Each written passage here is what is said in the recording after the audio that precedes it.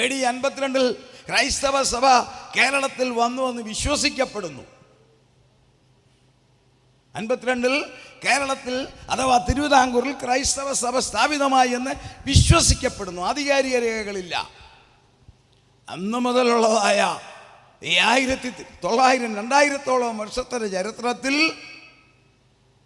100 വർഷങ്ങൾക്ക് മുൻപാണ് സുവിശേഷ സത്യങ്ങളുടെ പരമാർത്ഥത ആധികാരികതയോടെ, ഭൗതികമായി ഒന്നുമില്ലെങ്കിലും സ്വർഗത്തിലെ അപ്രമേയ ശക്തിയുടെ ആ വിരിച്ചൊരുക്കിയ കൃപയിൽ ഈ റാന്നിയിലെ മണ്ണിൽ ഘോഷിച്ചെങ്കിൽ അതിൻ്റെ ബെനിഫിഷ്യറീസ്, അതിൻ്റെ ഗുണഭോക്താക്കൾ, അതിൽ അനുഭവിക്കുന്നവരാണ് ഞാനും നിങ്ങളും സകല ദൈവമക്കളും. നമുക്ക് കരങ്ങളെ ഒരു ദൈവത്തെ സ്തുതിക്കാം. എന്നാൽ സ്വർഗം പ്രതീക്ഷിക്കുന്ന മറ്റൊരു കാര്യമുണ്ട്. നാം അനുഭവിക്കുന്ന രക്ഷ ഇന്ന് ഹൈടെക് ലോകമാണ്. സംസാരങ്ങൾ കൊണ്ട് മാത്രമല്ല പ്രസക്തിയില്ല. സ്വർഗം നമ്മിൽ നിന്ന് പ്രതീക്ഷിക്കുന്നത്, ഈ ശതാബ്ദി കൺവെൻഷൻ കഴിയുമ്പോൾ സ്വർഗം നമ്മിൽ നിന്നും പ്രതീക്ഷിക്കുന്ന ഒരു കാര്യം, അനുഭവിക്കുന്ന രക്ഷ. നാം അനുഭവിക്കുന്ന രക്ഷയുടെ കാരണക്കാരനായ യേശു ക്രിസ്തുവിനെ എൻ്റെയും നിങ്ങളുടെയും ജീവിതത്തിൽ കൂടി പ്രായോഗികമായി ലോകത്തിന് വെളിപ്പെടുത്തണം. അതാണ് സ്വർഗം ആഗ്രഹിക്കുന്നത്. ഒരു വാക്യം വായിക്കാം. റോമർക്കെഴുതിയ ലേഖനം 13-ാം അധ്യായം 14-ാമത്തെ വാക്യം. റോമൻസ് 13:14. കർത്താവായ യേശു ക്രിസ്തുവിനെ തന്നെ ധരിച്ചുകൊള്ളുവിൻ, മോഹങ്ങൾ ജനിക്കും. കർത്താവായ യേശു ക്രിസ്തുവിനെ ധരിച്ചുകൊള്ളുവിൻ. Put ye on the Lord Jesus Christ. കർത്താവായ യേശു ക്രിസ്തുവിനെ ധരിച്ചുകൊണ്ടുള്ള ഒരു വിശ്വാസിയെ, ഒരു ക്രൈസ്തവനെ, ഒരു പെന്തിക്കോസ്തുകാരനെ സ്വർഗം പ്രതീക്ഷിക്കുന്നു. നാം ധരിച്ചിരിക്കുന്ന വസ്ത്രം നമ്മുടെ ശരീരത്തെ കവർ ചെയ്യുന്നുവെങ്കിലും ശരീരത്തെക്കാൾ നമ്മൾ മനസ്സിലാക്കുന്നത് വസ്ത്രധാരണത്തെയല്ലേ ആദ്യം കാണുന്നത്. വസ്ത്രധാരണത്തെ കണ്ടുകൊണ്ടല്ലേ ശരീരത്തെ, വ്യക്തിയെ കാണുന്നത്. പേഴ്സണാലിറ്റിയെ കാണുന്നതിന് മുൻപേ ആ വ്യക്തിയുടെ വേഷത്തിൽ കൂടി കാണുന്നു. പല വിധത്തിൽ നമ്മൾ ധരിക്കുന്നു. ചെരുപ്പ് ധരിക്കുന്നു, ഇരുചക്ര വാഹനങ്ങളിൽ പോകുന്നവർ ഹെൽമറ്റ് ധരിക്കുന്നു, 4 വീലർ യാത്ര ചെയ്യുന്നവർ സീറ്റ് ബെൽറ്റ് ഇടുന്നു, പ്രത്യേക ജോലി ചെയ്യുന്നവർ യൂണിഫോം ധരിക്കുന്നു, കുഞ്ഞുങ്ങൾ സ്കൂളിൽ യൂണിഫോം ധരിക്കുന്നു. ഇതൊക്കെ നിത്യസംഭവമാണെങ്കിൽ ആ ധാരണത്തിൽ കൂടി വ്യക്തിയെ ആദ്യം കാണുന്നത് പോലെ ഇന്നത്തെ ലോകം ഹൈടെക് ലോകമാണ്. ചെറിയ പരിപാടിയൊന്നും നടക്കത്തില്ല. ഈ ലോകത്തിൽ ബുദ്ധിജീവികളുടെ കാലം. ശാസ്ത്രം എല്ലാവിധമായ വെഞ്ചാമരങ്ങളും മനുഷ്യരുടെ മേൽ വീശിക്കൊണ്ട് മാടി വിളിക്കുന്ന ഒരു കാലം. ഈ കാലത്തിൽ ഹല്ലേലൂയ 100 വർഷങ്ങൾക്ക് മുൻപേ റാന്നിയിൽ പ്രഘോഷിച്ച രക്ഷ, ആ രക്ഷയ്ക്ക് വ്യത്യാസമില്ലെന്ന് മാത്രമല്ല അന്നത്തെ ശക്തിക്കും വ്യത്യാസമില്ല. ആ ശക്തിയെ നാം ഈ ലോകത്തോട് ഘോഷിക്കേണ്ടത് ക്രിസ്തുവിനെ ധരിച്ചുകൊണ്ട്. സന്തോഷമുള്ള ഒരു ദൈവത്തെ സ്തുതിച്ചേ. യേശു ക്രിസ്തുവിനെ അറിയാത്തവരാരുമില്ല. ലോകത്തിലെ എല്ലാ ജാതികൾക്കും അറിയാം. പക്ഷെ യേശു ക്രിസ്തുവിനെ ധരിച്ചവരെ ലോകം നോക്കുന്നു. യേശു ക്രിസ്തുവിനെ ധരിച്ചവരെ ലോകം നോക്കിക്കൊണ്ടിരിക്കുക. കാരണം ഇത് പ്രാവചനികമായി 11-ാം മണിക്കൂറാണ്. 11-ാം മണിക്കൂർ എന്ന് പറഞ്ഞാൽ ദൈവമക്കൾക്കറിയാമെങ്കിലും പറയട്ടെ, കൃപായുഗത്തിൻ്റെ ഒടുവിലത്തെ അധ്യായത്തിൻ്റെ ഒടുവിലത്തെ പേജ്. വചനപ്രകാരമുള്ള ക്രൈസ്തവ സഭയ്ക്ക് ഈ ലോകത്തിൽ സ്വർഗം അനുവദിച്ചിരിക്കുന്ന അവസാനത്തെ നാളുകൾ. ക്രൈസ്തവ സഭയ്ക്കല്ല, വചനപ്രകാരം ഈ പാറമേൽ ഞാൻ എൻ്റെ സഭയെ പണിയുമെന്ന് അരുളി ചെയ്ത കർത്താവേ, പ്രൈസ് ദി ലോർഡ്, തൻ്റെ രക്തത്തിൽ കൂടി സ്ഥാപിച്ചെടുത്ത സഭയ്ക്ക് സ്വർഗം ഈ ഭൂമിയിൽ ഒരു സമയപരിധി വെച്ചിട്ടുണ്ട്. ആ സമയപരിധിയുടെ ഏറ്റവും തൊട്ട് മുൻപിലാണ്. വേറൊരു ഭാഷ പറയാം, തെറ്റിദ്ധരിക്കരുതേ. മഹോപദ്രവത്തിൻ്റെ ആരംഭത്തിൽ നമ്മൾ നിൽക്കുന്നു. ദേവദാസന്മാർ യുഗങ്ങളെക്കുറിച്ച് പഠിപ്പിക്കുമ്പം കൃപായുഗം, മഹോപദ്രവകാലം, സഹസ്രാബ്ദ ലോകം, പുതിയ ആകാശം, പുതിയ ഭൂമി എന്ന് പറയും. പുതിയ യെരൂശലേം, ഇതാണല്ലോ ഭാവിയിൽ നടക്കുന്നത്. 10 കാര്യങ്ങൾ. അതിലൊന്ന് ഉൽപ്രാവണനം ഈ തലമുറയിൽ. 2 7 വർഷത്തെ ഡെവലപ്ഡ് വേൾഡ് ഈ ലോകത്തിൽ. അതിനു മുൻപ് നോക്കിക്കേ, കൃപായുഗത്തിൻ്റെ അവസാനം ഡെവിളിക് വേൾഡ് ആരംഭിക്കും, പൈശാചിക ഭരണം ആരംഭിക്കും. അതിനാണ് നമ്മൾ പറയുന്നത് മഹോപദ്രവകാലം.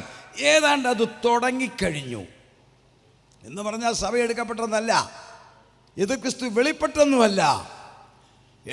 എതിർ ക്രിസ്തു വെളിപ്പെടണമെങ്കിൽ സഭ എടുക്കപ്പെടണം. നമുക്കറിയാം, കുഞ്ഞാടിൻ്റെ കാന്ത ഇവിടെ ഉള്ളത്തോളം കാലം വേറൊരു കളിയും നടക്കത്തില്ല. ആ കാന്തയെ മാറ്റിയിട്ട് മാത്രമേ സാത്താന് ഭരിക്കാനൊക്കത്തുള്ളൂ. എന്നാൽ മഹോപദ്രവം തുടങ്ങി എന്ന് പറഞ്ഞാൽ എന്താണ്? റാന്നിക്കാരോടായി നിങ്ങളോട് ഞാൻ പറയാം, ഞാൻ മണിമല വഴിയാണ് വരുന്നതെങ്കിൽ ചെത്തോങ്കര പാലം കഴിയുമ്പോൾ ആരെങ്കിലും എന്നെ ഫോണിൽ വിളിച്ച് ചോദിച്ചാൽ പാസ്റ്റർ എവിടെ വരെയായി, ഞാൻ പറയും ഞാൻ റാന്നിയിൽ വന്നു. ഞാൻ തിരുവല്ല വഴിയാണ് വരുന്നതെങ്കിൽ ബ്ലോക്ക് പടി കഴിയുമ്പോൾ എന്നെ വീട്ടിൽ നിന്ന് ആരെങ്കിലും വിളിച്ച് ചോദിക്കുക എവിടം വരെയായി, ഞാൻ പറയും ഞാൻ റാന്നിയിലെത്തി.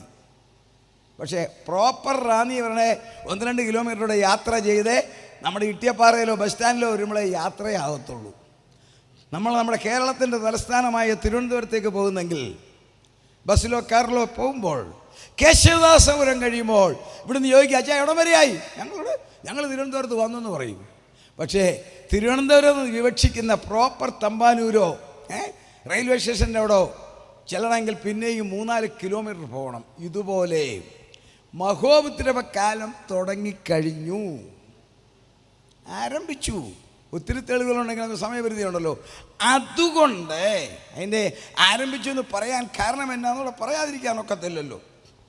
അതുകൊണ്ട് ഇനിയും സുവിശേഷ ഘോഷണത്തോടൊപ്പം ക്രിസ്തുവിനെ ധരിച്ചിരിക്കണം. ബുദ്ധിജീവികളുടെ കാലം, ശാസ്ത്രജ്ഞന്മാരുടെ കാലം, തത്വചിന്തകന്മാരുടെ കാലം. ഈ കാലത്തിൽ ഭാഷണം നല്ലതാണെങ്കിലും ജീവിതത്തിൽ ക്രിസ്തു കൊണ്ടോ, ശതാബ്ദി കൺവെൻഷൻ ദൈവമക്കളെ, ജീവിക്കുന്ന ക്രിസ്തുവിനെ, രക്ഷിക്കുന്ന ക്രിസ്തുവിനെ, ഏക രക്ഷകനെ, ഏക കർത്താവിനെ എൻ്റെ ജീവിതത്തിൽ കൂടി ഞാൻ ലോകത്തിൽ കാണിച്ചു കൊടുത്താൽ ക്രിസ്തുവിനെ ഞാൻ ധരിക്കും. എന്തായി മഹോപദ്രവം തുടങ്ങിയെന്ന് പറയാൻ കാരണം? ഇത് ക്രിസ്തു വെളിപ്പെട്ടിട്ടില്ല, സഭ എടുക്കപ്പെട്ടിട്ടില്ല. എന്താ നോക്കിക്കേ, ഈ ലോകം അതിസുന്ദരമായ ലോകം, എല്ലാ സൗകര്യങ്ങളും ഉണ്ട്. വീട്ടിൽ പാചകത്തിന് ഉപയോഗിക്കുന്ന ചുരണ്ടിയ തേങ്ങ മുതൽ സാമ്പാറിൻ്റെ അവിയലിൻ്റെ കഷ്ണങ്ങൾ വരെ അല്ല, ഇഷ്ടമുള്ള ബിരിയാണി അല്ല, ഇഷ്ടമുള്ള വാഹനം വരെ കയ്യിലിരിക്കുന്ന ഡിവൈസിൽ ഞെക്കിയാൽ വീട്ടിൽ കൊണ്ടെത്തുന്ന കാലം. ശരിയാണോ? കയ്യിലിരിക്കുന്ന ഡിവൈസിൽ ഞെക്കി വിളിച്ചു പറഞ്ഞാൽ സാമ്പാറിൻ്റെ അവിയലിൻ്റെയും കഷ്ണം മാത്രമല്ല, ബ്രാൻഡ് ന്യൂ കാറ് വരെ വീട്ടിലെത്തുന്ന കാലം. രാത്രി റാന്നിയിലെ റബ്ബർ തോട്ടത്തിൻ്റെ അകത്തെ വീട്ടിലിരുന്നു കൊണ്ട് ഓസ്ട്രേലിയയിലുള്ള മകനെ നോക്കി ടോമിച്ച എന്നാടാ നീ ഇന്ന് ഷേവ് ചെയ്യാതെ ചോദിക്കുന്ന അപ്പച്ചനുള്ള റാന്നി. ശരിയാ? എന്തെങ്കിലും വ്യത്യാസമുണ്ടോ? വളരെ സുന്ദരമായ ഭവനങ്ങളുള്ളൊരു ലോകം. എന്നാൽ ഒരു മറുവശം നിങ്ങളൊന്ന് നോക്കിക്കുകയും, മഹോപദ്രവം ആരംഭിക്കുവാൻ പോകുന്നത് ആരംഭിച്ചോ? സുവിശേഷത്തിൻ്റെ വാതിലുകൾ അടയുന്നില്ലേ? 100 വർഷം മുമ്പ് അപ്പച്ചന്മാരിവിടെ ഘോഷിച്ചപ്പോൾ അല്പം പരിഹാസം മാത്രമേ ഉള്ളായിരുന്നു, അല്പം കൂക്കുവിളിയേ ഉള്ളായിരുന്നു, അല്ല അല്പം നിന്നയേ ഉള്ളായിരുന്നു. എന്നാൽ ഇന്നതാണോ സംഗതി? സംഗതി മാറിയില്ലേ? മാറിയില്ലേ? 2, ലോകത്തിൽ പ്രമുഖമായ 5 മതങ്ങളുണ്ട്. അതിൽ 4 മതങ്ങൾക്കും ഔദ്യോഗികമായി സപ്പോർട്ട് ചെയ്യുന്ന സർക്കാരുകൾ, ഗവൺമെൻറ്റുകളുണ്ട്. യഹൂദമതം, ഇസ്ലാം മതം, ബുദ്ധമതം, ഹിന്ദുമതം. ഈ 4 മതങ്ങൾക്ക് നിങ്ങൾക്കറിയാം അവരെ ഔദ്യോഗികമായി സപ്പോർട്ട് ചെയ്യുന്ന ഗവൺമെൻറ്റുകളുണ്ട്. എന്നാൽ ലോകത്തിലെ ജനസംഖ്യയിൽ 43% ക്രൈസ്തവരെ പരസ്യമായി സപ്പോർട്ട് ചെയ്യുവാൻ ഈ ലോകത്തിൽ നിന്ന് ഒരു ഗവൺമെന്റും ഇല്ല, ദൈവശക്തി മാത്രം. സംഗതി ശരിയാണോ? കാലം മാറിയോ? പെർസെൻറ്റേജിൽ 43% ക്രൈസ്തവരുണ്ടെങ്കിൽ മറ്റു മതങ്ങളെ സപ്പോർട്ട് ചെയ്യുവാൻ ഇസ്ലാം രാജ്യങ്ങൾ അവരുടെ മതത്തെ സപ്പോർട്ട് ചെയ്യുന്നു. ഇന്ത്യ ഹൈന്ദവ മതത്തെ, കിഴക്കൻ രാജ്യങ്ങൾ ബുദ്ധമതത്തെ, ഇസ്രായേൽ യഹൂദ മതത്തെ സപ്പോർട്ട് ചെയ്യുമ്പോൾ ക്രൈസ്തവരെ സപ്പോർട്ട് ചെയ്യുവാൻ ആരുമില്ല. തുടങ്ങിയോ? ദുസ്സഹമായി തീർന്ന മനുഷ്യ ജീവിതം, തകർന്ന് തരിപ്പണമായ കുടുംബ ബന്ധങ്ങൾ, ആകാശത്തോളം കുമിഞ്ഞു നിൽക്കുന്ന ഹീനമായ മ്ലേച്ഛതകൾ, ആകാശത്തോളം കുമിഞ്ഞു നിൽക്കുന്ന മ്ലേച്ഛതകൾ. മാധ്യമങ്ങൾ വായിക്കുവാൻ അറപ്പ് വരുന്നില്ലേ? വാർത്തകൾ കേൾക്കുമ്പോൾ ഞെട്ടുന്നില്ലേ? മ്ലേച്ഛതകളുടെ കലാപങ്ങൾ, കലഹങ്ങൾ കലാരൂപത്തിൽ, കൊള്ളയും കൊള്ളിവയ്പും കൊലപാതകങ്ങളും നിരന്തരം. കോഴിയെ കൊല്ലുന്ന ലാഘവത് പോലുമില്ല ഒരു മനുഷ്യന്റെ ജീവനെ കൊല്ലാൻ. അതില് തകർന്നുകൊണ്ടിരിക്കുന്ന ഭരണകൂടങ്ങൾ, ലോകവ്യാപകമായി ആധിപത്യം നടത്തുന്ന മയക്കുമരുന്നുകൾ, ദൈവത്തെ വേണ്ട എന്ന് പറയുന്ന ഒരു പുതിയ തലമുറ, ശാസ്ത്രത്തിന്റെ വെളിച്ചത്തിൽ സകലതും നടക്കും, ദൈവമെന്ന ശക്തിയെ ഞങ്ങൾക്കിനി വേണ്ട എന്ന് പറയുന്ന പുതിയ തലമുറ, ജനിപ്പിച്ചു വളർത്തിയ മാതാപിതാക്കളെ പുറങ്കാൽ കൊണ്ട് തൊഴിച്ചു മാറ്റുന്ന പരിഷ്കാരം, നിരാശയുടെ ഒരു കൂമ്പാരം, പെരുകുന്ന ആത്മഹത്യ. സത്യമാണോ ഇതെല്ലാം? പൊട്ടിപ്പൊളിഞ്ഞ ഭരണകൂടങ്ങൾ, തകർന്ന് തരിപ്പണമായ സാമ്പത്തിക വ്യവസ്ഥ, 98.5 ഡിഗ്രി ചൂടുള്ള ശരീരത്തിന് ജീവിക്കാൻ മേലാത്ത ഒരു ലോകം അല്ലേ? അറിയാമല്ലോ ചൂട്. CME, coronal mass ejection. സൂര്യൻ ഭൂമിക്ക് ശത്രുവായി മാറിയില്ലേ? 40 ഡിഗ്രി ചൂട് കേരളത്തിൽ അടിച്ചോ? മരുന്നു പുറകെ കൊറോണൽ മാസ് ഇജക്ഷൻ. സൂര്യൻ ഉള്ള ഇന്ധനം മുഴുവൻ ഒന്നിച്ചു തുപ്പുമ്പോൾ മറ്റെട്ട് 7 ഗോളങ്ങളിലേക്ക് പോകാതെ ഭൂമിയിലേക്ക് മാത്രം വരുന്നു. എന്തുകൊണ്ട്? വേറെ ഗോളങ്ങളില്ലേ? നമുക്കറിയാം. ആ ചൂട് അങ്ങോട്ട് പോകാതെ ഭൂമിയിലേക്ക് മാത്രം വരുന്നുണ്ടോ? എന്താ വരുന്നു? ചില കാര്യങ്ങളുടെ നിവൃത്തി. ഉരുകി ഒഴുകുന്ന ഭൂമിയെ നിയന്ത്രിച്ചു കൊണ്ടിരുന്ന, എനിക്കും നിങ്ങൾക്ക് ഇരിക്കുവാനും നിൽക്കുവാനും ആകാശത്തിലേക്ക് പറന്നു പോകാതെ ഭൂമിയിൽ പിടിച്ചു നിൽക്കുവാൻ സ്വർഗം തമ്പുരാൻ ഭൂമിയെ സൃഷ്ടിച്ചപ്പോൾ വെച്ച പ്രൈസ് ദി ലോർഡ് അതിശക്തമായ ഗുരുത്വാകർഷണം മാറുന്ന കണ്ടോ? ഗുരുത്വാകർഷണത്തിന് സംഭവിച്ചുകൊണ്ടിരിക്കുന്ന വ്യതിയാനം. എവിടെ നിൽക്കും ഈ ഭൂമി? ഇതെന്തുകൊണ്ട് ഈ കാര്യങ്ങൾ ഒരു സത്യം വിളിച്ചു പറയുന്നു? മനുഷ്യർക്ക് ദൈവം ജീവിക്കുവാൻ നൽകിയിരിക്കുന്ന സുഗമമായ കാലം ഇവിടെ തീർന്നു കഴിഞ്ഞിരിക്കുന്നു. ഇനി ഒരുവൻ അധികാരമെടുക്കാൻ വരും. അതിനു മുമ്പേ എനിക്കും നിങ്ങൾക്ക് 2 കാര്യം ചെയ്യണം. എന്റെയും നിങ്ങളുടെയും ശരീരം തേജസ് പ്രാപിക്കത്തക്കവണ്ണം ലഭിച്ചിരിക്കുന്ന അഭിഷേകത്തിന്റെ ശക്തിയിൽ ഏത് സമയത്തും കർത്താവ് വന്നാലും ആമേൻ ശരീരം തേജസ്കരിക്കപ്പെടുവാൻ ഒരുങ്ങിയിരിക്കണം. 2, അതോടൊപ്പം ബുദ്ധിയുള്ള കന്യകമാരെ പോലെ യേശു ക്രിസ്തുവിനെ ധരിച്ച് ലോകത്തിൽ നമ്മൾ നിൽക്കണം. ക്രിസ്തുവിനെ ധരിക്കുക എന്ന് പറഞ്ഞാൽ നമ്മളൊരു ബെൽറ്റ് ധരിച്ചാൽ ആ ബെൽറ്റ് യാത്ര ചെയ്യുമ്പോൾ കാണുന്നു. യൂണിഫോം ധരിച്ചാൽ യൂണിഫോം കാണുന്ന ആദ്യം. ഇതുപോലെ ലോകം തോമസ് മാമനിൽ കൂടി ക്രിസ്തുവിനെ കാണണം. തോമസ് മാമന്റെ പ്രസംഗം കേൾക്കുന്നവരിൽ കൂടിയല്ല, പ്രസംഗിക്കുന്ന തോമസ് മാമനിൽ കൂടി ക്രിസ്തുവിനെ കാണണം. നിങ്ങൾക്കും എനിക്കും അത് ബാധകമാണ്. സ്വർഗം നമ്മളെക്കുറിച്ച് പ്രതീക്ഷിക്കുന്നത് എന്താ? 100 വർഷങ്ങൾക്ക് മുൻപ് ദൈവദാസന്മാർ, അപ്പച്ചന്മാർ, കെ അപ്പച്ചൻ മുതലുള്ള ദൈവദാസന്മാർ ഈ റാന്നി മണ്ണി വിളിച്ചു പറഞ്ഞത് കപ്പ വളരുമെന്നല്ല, റബ്ബർ വളരുമെന്നല്ല, ചേമ്പ് കൃഷിയല്ല, രക്ഷിക്കപ്പെട്ടാൽ മാത്രമേ സ്വർഗത്തിൽ പോകത്തുള്ളൂ. അന്ന് അവർക്കത് ചങ്കുറ്റമുണ്ടായി വിളിച്ചു പറയുവാൻ. എങ്ങനെ? അഭിഷേകത്തിന്റെ ശക്തിയിൽ അതേ അഭിഷേകം ഒട്ടും കുറയാതെ സ്വർഗം നൽകിയിരിക്കുന്നുവെങ്കിൽ വളരെ ഗൗരവമാ ദൈവമക്കളെ. ആ രക്ഷ, ക്രിസ്തുവിൽ കൂടി പ്രാപിച്ച രക്ഷയെ എന്നിൽ കൂടി നിങ്ങളിൽ കൂടി ലോകം കാണണം. രക്ഷ, ഈ രക്ഷയെക്കുറിച്ചുള്ള തിരുവചനം പറയുമ്പോൾ ഒരു മുന്നറിയിപ്പ് കൂടി അതിനകത്തുണ്ട്. രക്ഷ എന്ന വാക്ക് തിരുവചനത്തിൽ നമ്മുടെ വേദപുസ്തകത്തിൽ ആദ്യം എഴുതിയിരിക്കുന്നത് ഒന്ന് വായിക്കണമേ. ഉൽപ്പത്തി പുസ്തകം 19-ാം അധ്യായം 19 വാക്യമാണ് ഈ രക്ഷ എന്ന വാക്ക് അർത്ഥം വരുന്ന ആ വാക്ക് അവിടെ പ്രയോഗിച്ചിരിക്കുന്നത്. ഒന്ന് വായിക്കാം. ഉൽപ്പത്തി 19:19. അങ്ങനെയല്ല കർത്താവേ, നിനക്ക് അടിയനോട് കൃപ തോന്നിയല്ലോ. എന്റെ ജീവനെ രക്ഷിപ്പാൻ എനിക്ക് വലിയ കൃപ നീ കാണിച്ചിരിക്കുന്നു. എന്റെ ജീവനെ രക്ഷിപ്പാൻ എനിക്ക് വലിയ കൃപ നീ കാണിച്ചു. പറഞ്ഞതാരാണ് നമുക്കറിയാം. അബ്രഹാമിന്റെ സഹോദരി പുത്രനായ ലോത്ത്. പാപം നിറഞ്ഞ ലോകം. ഇതിനിടെ പറയട്ടെ, കർത്താവ് പറഞ്ഞ 2 കാര്യം അന്ത്യകാലമാണെന്നുള്ളതിൻ്റെ തെളിവുകൂടിയാണ്. 21 അടയാളങ്ങളാണ് കർത്താവ് പ്രധാനമായി തൻ്റെ വരവിനെക്കുറിച്ച് തിരുവചനത്തിൽ പറയുന്നത് സുവിശേഷങ്ങളിൽ. അതിലാദ്യമായി പറയുന്നത് അതുകൂടി ഒന്ന് വായിക്കാം. ലൂക്കോസിൻ്റെ സുവിശേഷം 17:26. ലൂക്കോസ് 17:26. നോഹയുടെ കാലത്ത് സംഭവിച്ചതുപോലെ മനുഷ്യപുത്രന്റെ നാളിലും ഉണ്ടാകും. നോഹ പെട്ടകത്തിൽ കടന്ന നാൾ വരെ അവർ തിന്നും കുടിച്ചും വിവാഹം കഴിച്ചും വിവാഹത്തിന് കൊടുത്തും പോന്നു. ജലപ്രളയം വന്നു, അവരെ എല്ലാവരെയും മുടിച്ചു കളഞ്ഞു. അടുത്ത വാക്യം. ലോത്തിന്റെ കാലത്ത് സംഭവിച്ചതുപോലെയും തന്നെ. മതി മോളെ, താങ്ക് യു. നോക്കിക്കേ, എത്ര സിമ്പിളായിട്ടാണ് കർത്താവ് പറഞ്ഞത്. നമ്മൾ പറയത്തില്ലേ, ചാക്കോച്ചന്റെ ഷർട്ട് പോലൊരു ഷർട്ട് ഇല്ലേ, ഇതുപോലെ കർത്താവ് സിമ്പിൾ.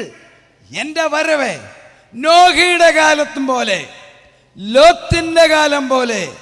എന്തായിരുന്നു നോഹയുടെ കാലം? 4000 വർഷം മുമ്പേ. അത് തന്നെയല്ലേ ഇന്ന് റാന്നി ഉൾപ്പെടെയുള്ള ലോകത്തിലെ 198 രാജ്യങ്ങളുടെയും കാലം. നോഹയുടെ കാലത്തിൻ്റെ പ്രത്യേകത വായിക്കാം. ഉൽപ്പത്തി പുസ്തകം 6-ാം അധ്യായം 5-ാം വാക്യം. നോഹയുടെ കാലത്തെ പ്രത്യേകത, നോഹയുടെ കാലത്തിന്റെ പ്രത്യേകത കേട്ടുകൊള്ളുക. ഭൂമിയിൽ മനുഷ്യന്റെ ദുഷ്ടത വലിയതെന്നും, ഭൂമിയിൽ മനുഷ്യന്റെ ദുഷ്ടത വലുതെന്നും അവന്റെ ഹൃദയ വിചാരങ്ങളുടെ നിരൂപണമൊക്കെയും എല്ലായ്പ്പോഴും ദോഷമുള്ളത് അത്രയെന്നും യഹോവ കണ്ടു. യഹോവ നോക്കിയപ്പോൾ തന്റെ സൃഷ്ടിയായ മനുഷ്യന്റെ മനസ്സിന്റെ ചിന്തകളുടെ സ്പന്ദനം സ്വർഗത്തിൽ തന്റെ ദിവ്യജ്ഞാനത്താൽ കണ്ടത് മനുഷ്യന്റെ ദുഷ്ടത വലുത്.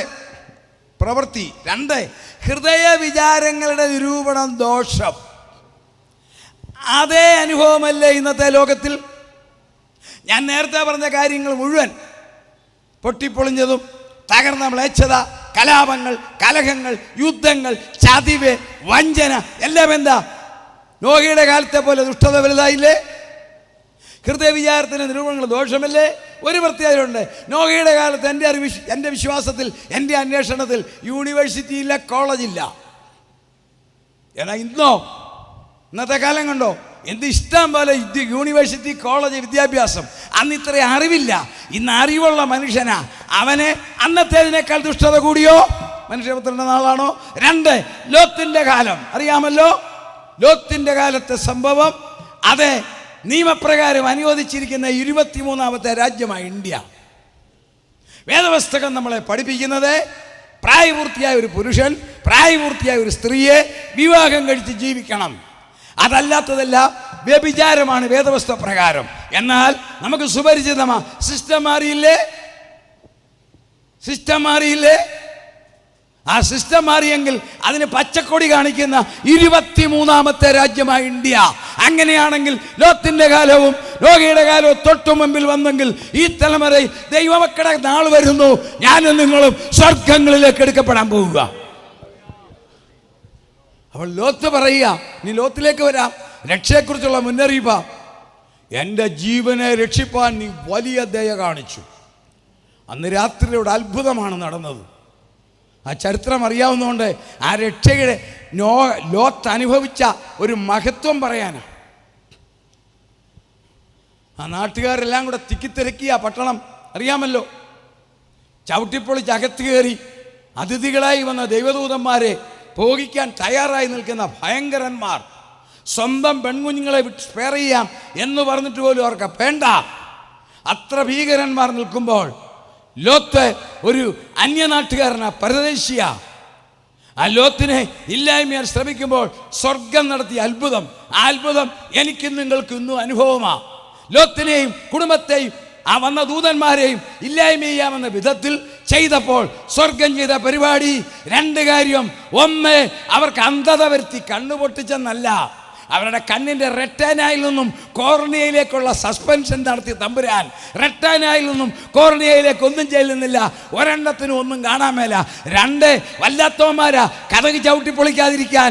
എന്താണെന്നറിയാൻ, വിരലിൻ്റെ സ്പർശനശേഷി നഷ്ടപ്പെട്ടു. ഭിത്തി ഏതാ കഥക് ഏതാണെന്നറിയാം, അതാ തപ്പുക.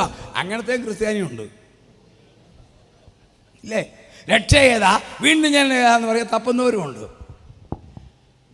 ഒന്നാമത്തെ അത്ഭുതം തീർന്നില്ല.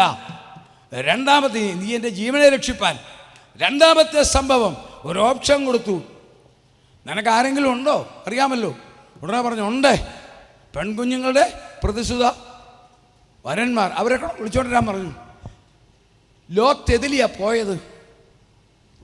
ആബാലവൃദ്ധം ജനങ്ങൾ എവിടെയടാ അവനെന്നും പറഞ്ഞ് അശ്ലീലവാക്കും പറഞ്ഞ് വീടിൻ്റെ ചുറ്റിലും ഇങ്ങനെ തപ്പി നടക്കുമ്പോൾ കതക് തുറന്ന് അവരെ തെള്ളി മാറ്റി അലോത്ത് പോയെങ്കിൽ, ദൈവദാസന്മാരെ നിങ്ങളെയും ദൈവമക്കളെ നിങ്ങളെയും തകർക്കുവാൻ ഇല്ലായ്മ ചെയ്യുവാൻ ശ്രമിക്കുന്ന ദുഷ്ടശക്തികളെ വകഞ്ഞു മാറ്റിക്കൊണ്ട് ഈ ലോകത്തിൽ ജീവിക്കുവാൻ സ്വർഗത്തിലെ ദൈവം തൻ്റെ കൃപ നമുക്ക് തന്നിട്ടുണ്ട്.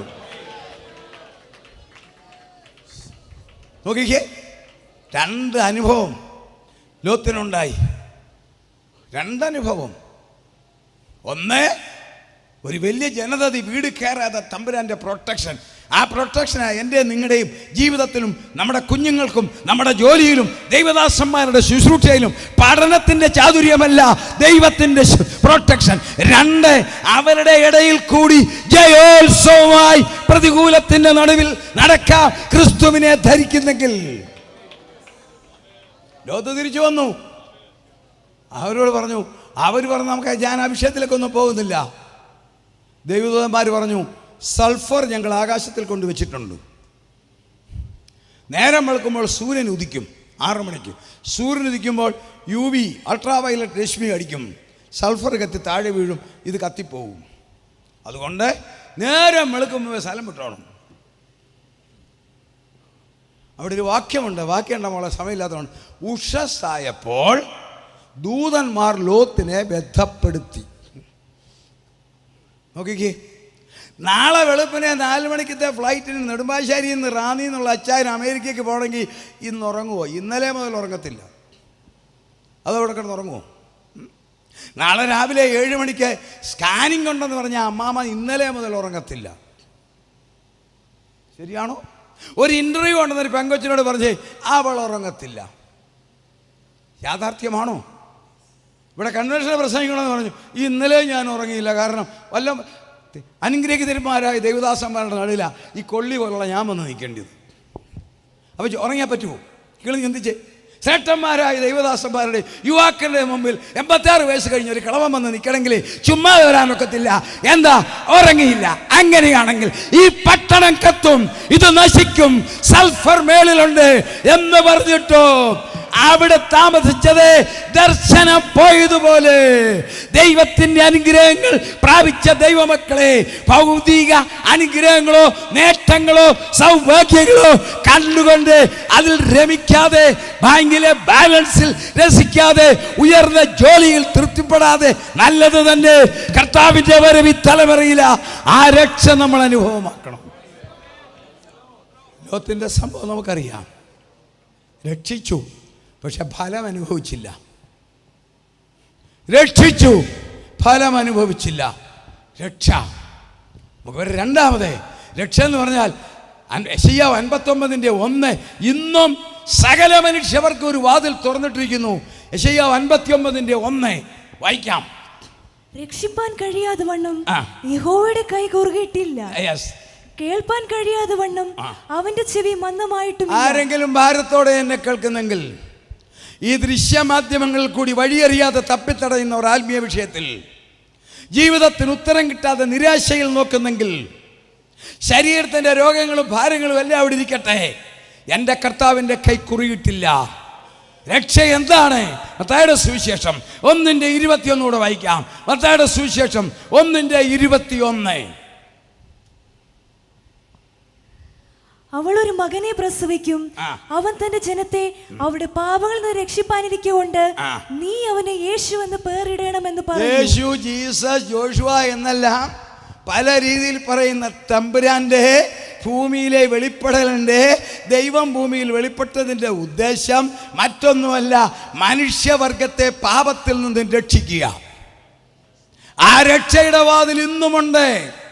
റാന്നിയിലെ മണ്ണിൽ നിന്നുകൊണ്ട് ഞങ്ങൾ പറയുന്നു, 100 വർഷങ്ങൾക്ക് മുൻപേ ഞങ്ങളുടെ അപ്പച്ചന്മാർ പറഞ്ഞത് ഞങ്ങൾ ഒന്നിച്ചു ഘോഷിക്കുന്നു, രക്ഷിപ്പാൻ കഴിയാതെ വണ്ണം ദൈവത്തിന്റെ കൈ കുറുകിയിട്ടില്ല. വാതിലടഞ്ഞത് സത്യം തന്നെ, എന്നാൽ ഇനിയും ചിലർക്ക് കൂടി പ്രവേശിക്കാം. ഒരു കാര്യം കൂടെ, അടുത്ത രക്ഷ കൂടെ പറയട്ടെ. വെളിപ്പാട് പുസ്തകം 2:16 വായിക്കാം. അതാണ് ഏറ്റവും വലിയ ഭാഗ്യം. വെളിപ്പാട് 2:16. ആകയാൽ മാനസാന്തരപ്പെടുക, അല്ലാഞ്ഞാ ഞാൻ വേഗത്തിൽ വന്ന് എന്റെ വായിലെ വാൾ കൊണ്ട് അവരോട് പോരാടും. ആത്മാവ് സഭകളോട് പറയുന്നത് എന്തെന്ന് ചെവിയുള്ളവൻ കേൾക്കട്ടെ. എവിടുന്ന് രക്ഷ വായിക്കാം? വെളിപ്പാട് പുസ്തകം 21:15 വായിക്കാം. വെളിപ്പാട് പുസ്തകം 21:15 വായിക്കാം. എന്നോട് സംസാരിച്ചവന്, വെളിപ്പാട് 21:15, 20:15 ജീവപുസ്തകത്തിൽ പേരെഴുതി കാണാത്ത ഏവനെയും, ജീവപുസ്തകത്തിൽ പേരെഴുതി കാണാത്ത ഏവനെയും തീപ്പൊയ്കയിൽ തള്ളിയിടും. അടുത്ത വാക്യം, ഞാൻ പുതിയ ആകാശവും. അല്ല, ഈ തീപ്പൊയ്ക രണ്ടാം മരണം, മരണത്തെ പാതാളത്തെ തീപ്പൊയ്കയിൽ തള്ളിയിട്ടു. ഈ തീപ്പൊയ്ക രണ്ടാമത്തെ മരണം. അതിൽ നിന്നാണ് നമുക്ക് രക്ഷ കിട്ടിയിരിക്കുന്നത്. ഈ തീപ്പൊയ്ക രണ്ടാം മരണം. ദൈവമക്കൾക്ക് ലഭിച്ചിരിക്കുന്ന രക്ഷ, 1, പാപങ്ങൾ നമ്മെ രക്ഷിച്ചു. 2, തീപ്പൊയ്കയിൽ നമ്മളെ രക്ഷിക്കുന്നു. 3, ഈ ദുഷ്ടലോകത്തിൽ തകർന്നു പോകാതെ രക്ഷിക്കുന്നു. വായിക്കാം യോഹന്നാന്റെ സുവിശേഷം 17-ാം അധ്യായം 15-ാം വാക്യം വായിക്കാം. യോഹന്നാന്റെ സുവിശേഷം 17-ാം അധ്യായം 15-ാം വാക്യം. അവരെ ലോകത്തിൽ നിന്ന് എടുക്കണമെന്നല്ല, ദുഷ്ടന്റെ കയ്യിൽ അകപ്പെടാതെ വണ്ണം അവരെ കാത്തുകൊള്ളണം എന്നത്രേ ഞാൻ അപേക്ഷിക്കുന്നു. അതൊരു രക്ഷയാ ദൈവമക്കളെ. പ്രശ്നങ്ങൾ വരും. വൈദ്യശാസ്ത്രം ജലദോഷത്തിന്റെ, ക്യാൻസറിന്റെ മുമ്പിൽ മുട്ടുകുത്തി. ജയവേരി മുടക്കിയെങ്കിലും മുട്ടുകുത്തിയില്ലേ? 30 രൂപ വിലയുള്ള സോപ്പിന്റെ കോമളയെ അതിജീവിക്കാൻ കഴിയാത്ത കൊറോണയുടെ മുമ്പിൽ മുട്ടുകുത്തിയില്ലേ? എങ്കിൽ ലോകം മുട്ടുകുത്തുമ്പോൾ ദുഷ്ടന്റെ കയ്യിൽ അകപ്പെടാതെ ക്രിസ്തുവിൽ കൂടി രക്ഷ പ്രാപിച്ച ഓരോ ദൈവ പൈതലിനെയും സംരക്ഷിക്കുന്ന സംരക്ഷണം സ്വർഗത്തിലെ ദൈവത്തിന്റെ രക്ഷയുടെ വാഗ്ദത്തമാണ്. കഷ്ടങ്ങൾ വരും, രോഗങ്ങൾ വരും, പ്രശ്നങ്ങൾ പ്രതികൂലങ്ങളും വരും. ഭയപ്പെടണ്ട, ലോകത്തിൽ നിങ്ങൾക്ക് കഷ്ടമുണ്ട്, ധൈര്യപ്പെടുവീൻ, ഞാൻ ലോകത്തെ ജയിച്ചിരിക്കുന്നു. വെള്ളത്തിൽ മുങ്ങുന്ന ഒരാളെ നല്ലപോലെ നീന്തലറിയാവുന്ന കായശേഷിയുള്ള ഒരു വ്യക്തി പിടിച്ചു പൊക്കുന്നത് പോലെ പ്രതികൂലങ്ങൾ, പ്രതിസന്ധികൾ, കഷ്ടങ്ങൾ, നഷ്ടങ്ങൾ, അപവാദങ്ങൾ, ഈ പ്രതിസന്ധിയിൽ മുങ്ങുമ്പോൾ രക്ഷിക്കുന്ന ഒരു ശക്തിയുണ്ട്. ആ രക്ഷകനാണ് യേശു. ഇത് ഘോഷിക്കുമ്പോൾ സ്വർഗം നമ്മിൽ പ്രസാദിക്കും. അതുകൊണ്ടുമായില്ല കാര്യങ്ങളുടെ ഗൗരവം. നാം നിൽക്കുന്ന തലമുറ വളരെ ശ്രദ്ധിക്കണം. ക്രൈസ്തവ ലോകത്തിന് ക്രൈസ്തവ സഭ ആരംഭിച്ചപ്പോൾ മുതൽ പീഡനമുണ്ട്. നമുക്കതറിയാം. ആ പീഡനത്തെ മുഴുവൻ ക്രൈസ്തവ സഭ അതിജീവിച്ചു. എന്നാൽ ഇന്ന് പീഡനം മാത്രമല്ല, കഴിയുമെങ്കിൽ വൃതന്മാരെ, പച്ച മലയാളത്തിൽ പറഞ്ഞ രക്ഷിക്കപ്പെട്ടവരെ, വൃതന്മാരെ തെറ്റിപ്പാൻ സത്താൻ വളരെ തന്മയത്വമായി പ്രവർത്തിച്ചുകൊണ്ടിരിക്കുന്ന കാലമാണ്. അവൻ്റെ പഴയ ആയുധം പഴയതേ ഉള്ളൂ. അവൻ്റെ വേറെ പുതിയൊന്നുമില്ല.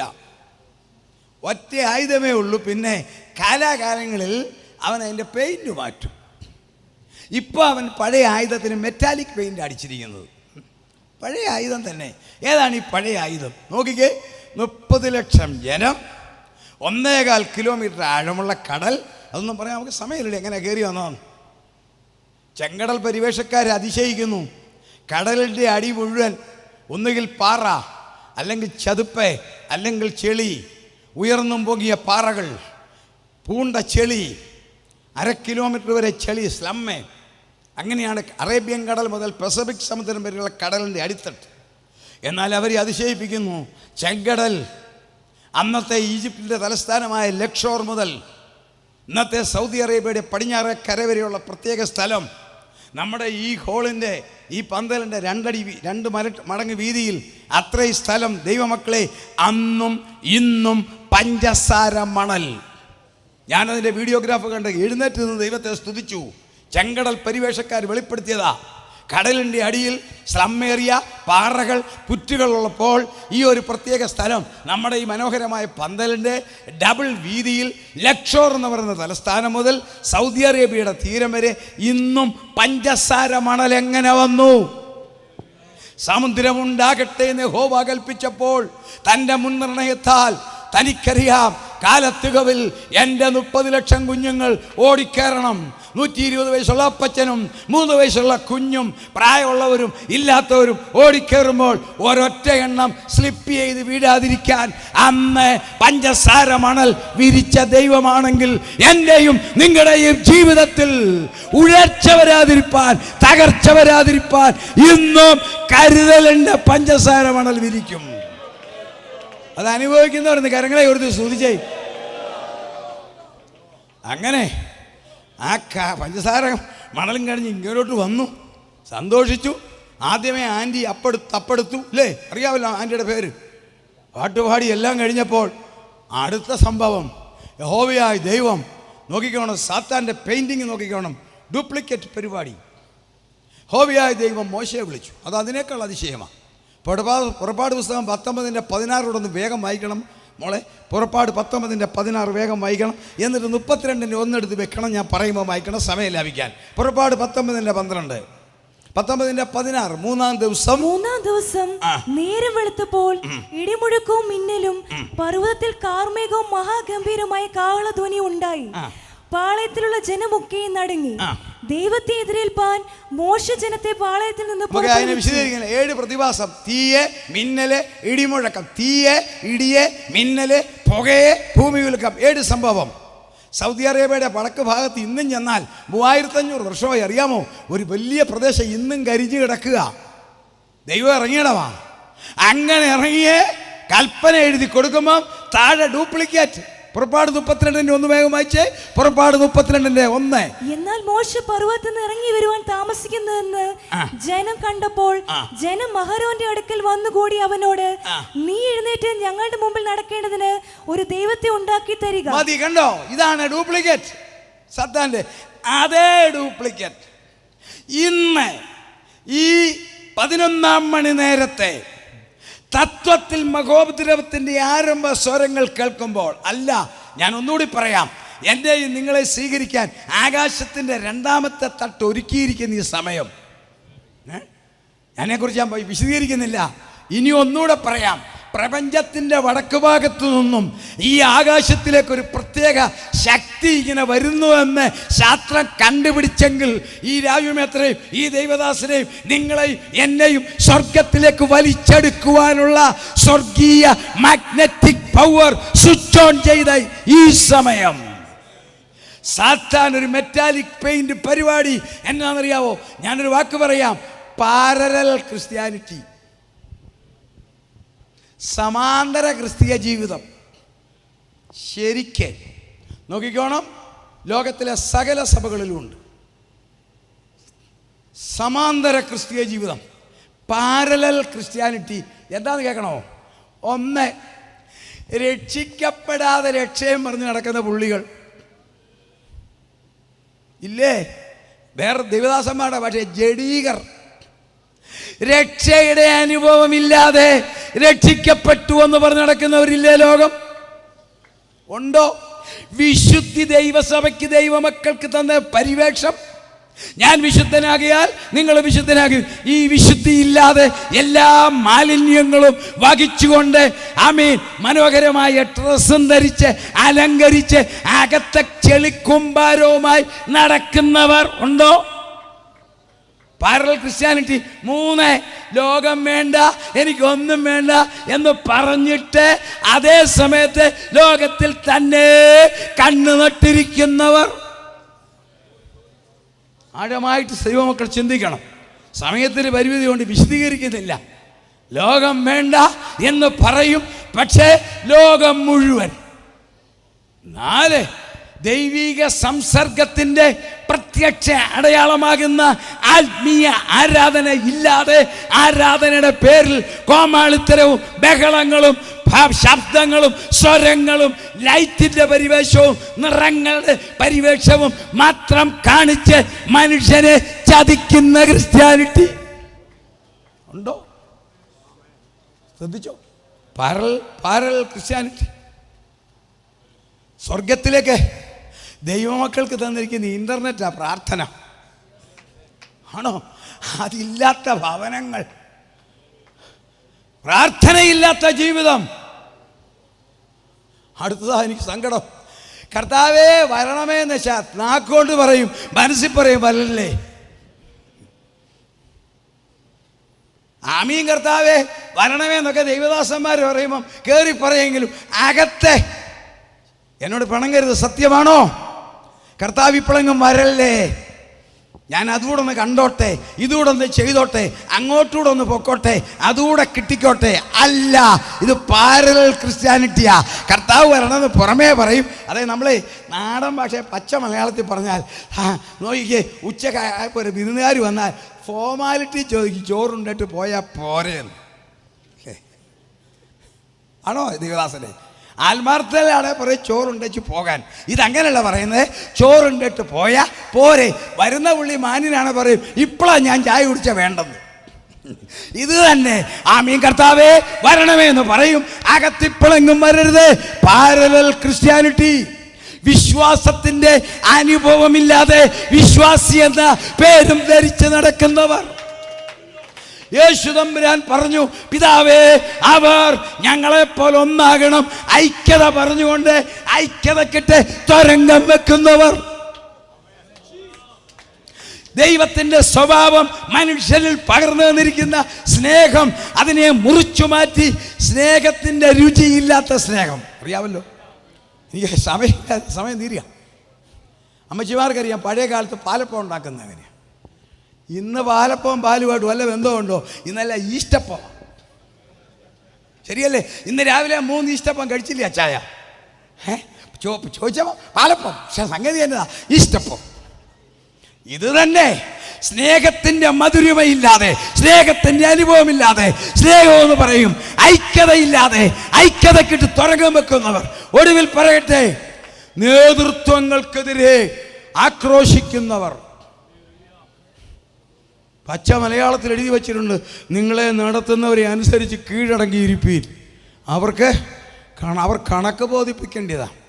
ഇതൊക്കെ പഴയ പരിപാടി തന്നെയാണ്. സാത്താൻ്റെ മോശയ്ക്കെതിരെ കോരകനെയും കൂട്ടരെ എഴുന്നേൽപ്പിച്ചതുപോലെ നേതൃത്വങ്ങൾക്കെതിരെ ആക്രോശിച്ച് സമൂഹ മാധ്യമങ്ങളിൽ, ദൃശ്യമാധ്യമങ്ങളിൽ വികലമായി നേതൃത്വത്തെ കാണിക്കുന്നവർ ഇല്ലേ? എന്താണ് പാരലൽ ക്രിസ്ത്യാനിറ്റി? അതെങ്ങോട്ട് പോകുന്നെന്നറിയാമോ? അതാണ് ദുഃഖകരം. കർത്താവിൻ്റെ വരവിൽ ക്രിസ്ത്യാനി എന്ന പേര് ധരിച്ചവൻ എടുക്കപ്പെടത്തില്ല. പച്ച അല്പം കൂടെ താത്ത് പറയാം, നിങ്ങൾ എന്നെ വിടണേ റാന്നിയെന്നേ. പെന്തിക്കോസുകാരെന്ന് പറഞ്ഞാലും പോകത്തില്ല. യഥാർത്ഥ ദൈവ പൈതൽ വിളക്കിലെണ്ണയെടുത്ത് വിശുദ്ധിയെ തികച്ച് ഞാൻ നിന്റെ വചനം കാത്തു എന്ന് പറയുന്നവർ മാത്രമേ രൂപാന്തരപ്പെടത്തുള്ളൂ. ഡ്യൂപ്ലിക്കേറ്റ് അഭിഷേകമുള്ള ഒറ്റ എണ്ണ എടുക്കപ്പെടത്തില്ല. യഥാർത്ഥ അഭിഷേകം, ഡ്യൂപ്ലിക്കേറ്റ് അഭിഷേകം സാത്താൻ്റെതാണ്. അറിയാമോ? ഡ്യൂപ്ലിക്കേറ്റ് അഭിഷേകം നൽകും, എന്നാൽ യഥാർത്ഥ അഭിഷേകം സ്നേഹം, സന്തോഷം, സമാധാനം, ദീർഘക്ഷമ, ദയ, പരോപകാരം, സൗമ്യത, വിശ്വസ്ത, ഇന്ദ്രിയം, ഈ ഫലങ്ങളുള്ള അഭിഷിക്തരെടുക്കപ്പെടും. ബാക്കിയുള്ളതോ ഇവിടെ കിടക്കും. അതാണ്. വേഗം ഒന്ന് വായിക്കാം. അതൊരു കാന്തയാ. വെളിപ്പാട് 17 വേഗം വായിക്കാം. പിന്നെ 7 കലശമുള്ള 7 ദൂതന്മാർ ഒരുവൻ വന്ന് എന്നോട് സംസാരിച്ചു. വരിക, ഭൂമിയിലെ രാജാക്കന്മാരോട് വേശ്യാവൃത്തി ചെയ്ത് തന്റെ വേശ്യാവൃത്തിയുടെ മധ്യത്താൽ ഭൂവാസികളെ മത്തരാക്കിയവളായി പെരുവെള്ളത്തിന്മീതെ ഇരിക്കുന്ന മഹാവേശ്യയുടെ ന്യായവിധി ഞാൻ കാണിച്ചു തരാമെന്ന് പറഞ്ഞു. അടുത്ത വാക്യം. അവൻ എന്നെ ആത്മാവിൽ മരുഭൂമിയിലേക്ക് കൊണ്ടുപോയി. അപ്പോൾ 7 തലയും 10 കൊമ്പുമുള്ള ദൂഷണ നാമങ്ങൾ നിറഞ്ഞ് കടും ചുവപ്പുള്ള ഒരു മൃഗത്തിന്മേൽ ഒരു സ്ത്രീ. അത് മതി, ഒരു സ്ത്രീ. നിങ്ങൾക്കറിയാം, ദൈവമക്കൾക്കറിയാം, ദൈവദാസന്മാർ നിരന്തരം ഘോഷിക്കുന്ന 7 തല 10 കൊമ്പ് ആന്റി ക്രൈസ്റ്റ്. അവന്റെ മേലൊരു സ്ത്രീ. അതാണ് കൈവിടപ്പെട്ട ക്രൈസ്തവ സഭ. അതൊരു ഡിനോമിനേഷൻ അല്ല. യഥാർത്ഥ കൃപയില്ലാത്ത, വചനപ്രകാരം ജീവിക്കാത്ത, വിശുദ്ധി നഷ്ടപ്പെട്ട, പരിശുദ്ധാത്മാവിന്റെ അഭിഷേകമില്ലാത്ത, ജഡ സ്വഭാവമുള്ള, ലോകത്തെ മാത്രം സ്നേഹിക്കുന്ന സകലതും അതിനകത്തു വരും. അതിന്റെ റിഹേഴ്സൽ കഴിഞ്ഞ ജൂലൈയിൽ ഭംഗിയായിട്ട് നടന്നു. വരുന്നു വചന നിവൃത്തി. വെളിപ്പാട് പുസ്തകം 13-ാം അധ്യായം 14-ാം വാക്യം വായിക്കാം. വെളിപ്പാട് പുസ്തകം 13-ാം അധ്യായം 14-ാം വാക്യം. മൃഗത്തിന്റെ മുമ്പിൽ പ്രവർത്തിപ്പാൻ തനിക്ക് ബലം കിട്ടിയ അടയാളങ്ങളെ കൊണ്ട് ഭൂവാസികളെ തെറ്റിക്കുകയും വാളാൽ മുറിവേറ്റിട്ടും ജീവിച്ച മൃഗത്തിന് പ്രതിമ ഉണ്ടാക്കുവാൻ ഭൂവാസികളോട് പറയുകയും ചെയ്യുന്നു. മൃഗത്തിന്റെ പ്രതിമ സംസാരിക്കേണ്ടതിനും മൃഗത്തിന്റെ പ്രതിമയെ നമസ്കരിക്കാത്തവരെയൊക്കെയും കൊല്ലിക്കേണ്ടതിനും മൃഗത്തിന്റെ പ്രതിമയ്ക്ക് ആത്മാവിനെ കൊടുപ്പാൻ അതിന് ബലം ലഭിച്ചു. മോള് വായിച്ചോ, നിങ്ങൾ എന്നെ ശ്രദ്ധിക്കുക, ശാന്തമായിട്ട് കേട്ടുകൊള്ളുക. സംഗീതത്തിലെ ഗൗരവം. കഴിഞ്ഞ വർഷം ജൂലൈ 23 യൂറോപ്പിലെ ജർമ്മനിയിലെ ഫ്ലൂവർത്ത് എന്ന സ്ഥലത്തെ ഒരു ക്രൈസ്തവ ദേവാലയമുണ്ട്. സാധാരണ ദേവാലയമല്ല, ഇവാഞ്ചലിക്കൽ ചർച്ച്, സെന്റ് പോൾസ്. അവിടെ വിശ്വാസികൾക്ക് കൂടി ബെല്ലടിച്ചു, ആരാധന തുടങ്ങി. ശുശ്രൂഷകൻ പ്രത്യക്ഷപ്പെട്ടു. തലേ ഞായറാഴ്ച ഉണ്ടായിരുന്നയാളല്ല, ഒരു പുതിയ മുഖം. 40 മിനിറ്റ് അദ്ദേഹം മനോഹരമായി സംസാരിച്ചു. ഇന്നത്തെ ശാസ്ത്രലോകം ഏറെ താലോലിക്കുന്നതും ലോകം ആദരവോടെ ഏറ്റുകൊള്ളുന്നതുമായ ഒരു സംഭവമുണ്ട്, ആർട്ടിഫിഷ്യൽ ഇൻ്റലിജൻസ്. നിങ്ങൾക്കറിയാം, മലയാളത്തിൽ പറഞ്ഞാൽ നിർമ്മിത ബുദ്ധി. പറയുക, അതിനെ വിമർശിക്കുകയല്ല. കഴിഞ്ഞ ജൂലൈയിൽ വിയന്ന സർവകലാശാലയിലെ തിയോളജിക്കൽ പ്രൊഫസർ സിമ്മർലൈൻ എന്ന് പറയുന്ന വേദശാസ്ത്രം പഠിപ്പിക്കുന്നയാളാണ് ഇതിൻ്റെ ഉപജ്ഞാതാവ്. കണ്ണില്ല, മൂക്കില്ല, കാതില്ല, ചെവിയില്ല, ഹാർട്ടില്ല, രക്തമില്ല, അതിസുന്ദരനായ ഒരു മനുഷ്യൻ രൂപം വന്ന് പ്രസംഗിച്ചു പറഞ്ഞ അദ്ദേഹത്തിൻ്റെ പ്രസംഗം, ലോകത്തിലെ ആദ്യത്തെ ആർട്ടിഫിഷ്യൽ ഇൻ്റലിജൻസ് പേഴ്സണാലിറ്റിയാണ് ഞാൻ. Pre generative train transform. 40 minute കൊണ്ട് ശുശ്രൂഷ അവസാനിച്ച് അദ്ദേഹം മടങ്ങി. എന്ത് സംഭവിക്കും? ഞാൻ പ്രവചന ഭാഷ പറയാം. ദർശനം നഷ്ടപ്പെട്ട ക്രൈസ്തവ സഭകൾ വളരെ ഈസിയായിട്ട് അഡോപ്റ്റ് ചെയ്യും. കാരണം പാസ്റ്റർമാർക്ക് കിട്ടാനാ വലിയ പാട്. ഞാൻ ഒരു ദൈവദാസനെ വേണ്ടിയിട്ട് ഒരു ദൈവദാസനോട് എനിക്കൊരു ദൈവദാസനെ അത്യാവശ്യമുണ്ട്, തരാമോ എന്ന് ചോദിച്ചു. IPCയിലെ ഒരു ദൈവദാസനാണ്, അബുദാബിയിലെ കർമേൽ ചർച്ചിലെ pastor MM Thomas, Roy pastor. പുള്ളി പറഞ്ഞു, പാസ്റ്റർ ഒരു 50 ലക്ഷം രൂപ വേണം, ഞാൻ ഒപ്പിച്ചു തരാം. ഈ ഒരു കാര്യം എന്നോട് ചോദിക്കരുത്. മനസ്സിലായോ? ഈ ഒരു കാര്യം എന്നോട് ചോദിക്കരുത്. 50 ലക്ഷം രൂപ വേണോ, എങ്ങനെയും അഡ്ജസ്റ്റ് ചെയ്ത് തരാം, പക്ഷെ ഈ ഒരു കാര്യം കിട്ടത്തില്ല. അപ്പം ദർശനമുള്ള പാസ്റ്റർമാരെ കുറവേ, പുരോഹിതന്മാർ കുറവേ. അപ്പോൾ ബുദ്ധിജീവികളെ പാരലൽ ക്രിസ്ത്യാനിറ്റി പറയും, ഈ പാടൊന്നും വേണ്ട, ഇൻസ്റ്റാൾമെൻറ്റ് കാശ് കൊടുത്താൽ മതി, ഈ സാധനം കിട്ടും. മനസ്സിലായോ? 10 ലക്ഷം രൂപയുടെ കാറ് വീട്ടിൽ കൊണ്ടുവരുന്ന എത്രയാ കൊടുക്കുന്ന? വെറും 10,000, 1 ലക്ഷം കൊടുക്കും, അല്ലെങ്കിൽ 50,000 കൊടുത്ത് ബാക്കി മാസം മാസം അടച്ചാൽ മതി. ഈ സാധനം തരാം, ഞങ്ങൾ തരാമെന്ന് പറയും. ഏതാ? പ്രീ ജനറേറ്റീവ് ട്രെയിനിൻ്റെ ട്രാൻസ്ഫോം കിട്ടും. എന്താ? ശമ്പളം കൊടുക്കണ്ട, ദശാംശം കൊടുക്കണ്ട, പാസനേജ് കൊടുക്കണ്ട, കാറ് കൊടുക്കണ്ട, വീട്ടിൽ വിസിറ്റിന് വരികയല്ല, ചായയും കൊടുക്കണ്ട, ഒന്നും കൊടുക്കണ്ട. അടിപൊളി പരിപാടി അല്ലേ? ഒറ്റ കാര്യം, ശുശ്രൂഷ കഴിയുമ്പോൾ 6 സൈഡ് റൂമിൽ കൊണ്ട് പ്ലഗ് കുത്തി ഇട്ടാൽ മതി, അടുത്ത ആഴ്ചത്തേക്ക് ചാർജ് ആകും. ഇത് നിസ്സാരമായിട്ട് നിങ്ങൾ വിചാരിക്കരുതേ, ഇത് ഗൗരവമുള്ള കാര്യമാണ്. ഞാൻ പറയുക, വലിച്ചോണ്ട് പോയി സെക്രട്ടറിയോ ആരെങ്കിലും വലിച്ചോണ്ട് പോയി സൈഡിലെ റൂമിലോട്ട് ഇട്ടിട്ട് പ്ലഗ് കുത്തിയിടുക. പിറ്റേ ഞായറാഴ്ച രാവിലെ പള്ളിയായാലും ഹോളായാലും ഓൺ ചെയ്യുക, കൊണ്ട് നിർത്തുക. അതിനകത്ത് ക്രമീകരിച്ച പ്രസംഗം കത്തിച്ച് പ്രസംഗിക്കുക. എന്താണ്? മൃഗത്തിൻ്റെ പ്രതിമ സംസാരിക്കേണ്ടതിനും സംസാരിക്കുന്ന പ്രതിമയെ നമസ്കരിക്കാത്തവരെ കൊല്ലിക്കേണ്ടതിനും മൃഗത്തിൻ്റെ പ്രതിമയ്ക്ക് ആത്മാവിനെ കിട്ടുമെന്ന് 2000 വർഷങ്ങൾക്ക് മുൻപേ പറഞ്ഞെങ്കിൽ ഇന്നത്തെ പാരലൽ ക്രിസ്ത്യാനികളെ ട്രെയിൻ ചെയ്യുകയാണ്. എതിർ ക്രിസ്തു വെളിപ്പെടുമ്പോൾ സകല ഡിവൈസിലും ദൃശ്യമാധ്യമങ്ങളിൽ അവന്റെ രൂപം വരും. 2020 യൂറോപ്യൻ യൂണിയന്റെ രഹസ്യാന്വേഷണ വിഭാഗമായ യൂറോപോൾ ഇന്ത്യ ഉൾപ്പെടെ അമേരിക്ക വരെ അവർക്ക് ബന്ധമുള്ള രാജ്യങ്ങൾക്ക് മുന്നറിയിപ്പ് തന്നു. 2023 ശേഷം ഏത് സമയത്തും ഇന്റർനെറ്റ് കൊലപാതകം നടക്കാം. ശ്രദ്ധിക്കണം. ഇന്റർനെറ്റ് ഉപയോഗിക്കുന്നവർ ശ്രദ്ധിച്ചു കൊള്ളണം. വാടക ഗുണ്ട വേണ്ട. ഇന്റർനെറ്റ് വഴി ഹാക്കേഴ്സിനെ കയറ്റിവിട്ടാൽ ഇന്റർനെറ്റ് പൊട്ടിത്തെറിച്ച് ഹാർട്ടിലടിച്ചാൽ ആൾ മരിക്കും. ഇവിടെ കണ്ടു എത്ര കറക്റ്റാ. മൃഗത്തിൻ്റെ പ്രതിമയെ നമസ്കരിക്കാത്തവരെ കൊല്ലിക്കും. നമ്മുടെ മുമ്പിൽ ക്ലിയർ കട്ടല്ലേ. കോട്ടയത്തോ റാന്നിയിലോ അമേരിക്കയിലോ ഇരിക്കുന്ന ആൾ യെറുസലേമിലിരിക്കുന്ന എതിർ ക്രിസ്തുവിനെ നമസ്കരിച്ചില്ലെന്ന് അവൻ എങ്ങനെ അറിയും? നല്ല ചോദ്യമാണ്. ഒരുപാടുമില്ല. പണ്ടൊക്കെയാണിത് നമുക്കൊരു സമസ്യ. നീസിയല്ലേ? റാന്നിയിലെ സൂപ്പർ മാർക്കറ്റിലോട്ട് ചെന്ന് കയറുമ്പം കതക് തുറക്കാൻ സെക്യൂരിറ്റി ഉണ്ടോ? കതക തട്ടുന്നുണ്ടോ? അവിടെ നിന്ന് ഒരു ആൻറ്റി വന്ന് തുറക്കുന്നുണ്ടോ? എൻ്റെ നിങ്ങളുടെ നിഴലെ നിശ്ചിത അകലത്തിൽ ചെല്ലുമ്പോൾ സെൻസർ ചെയ്ത് തുറക്കുന്നില്ലേ?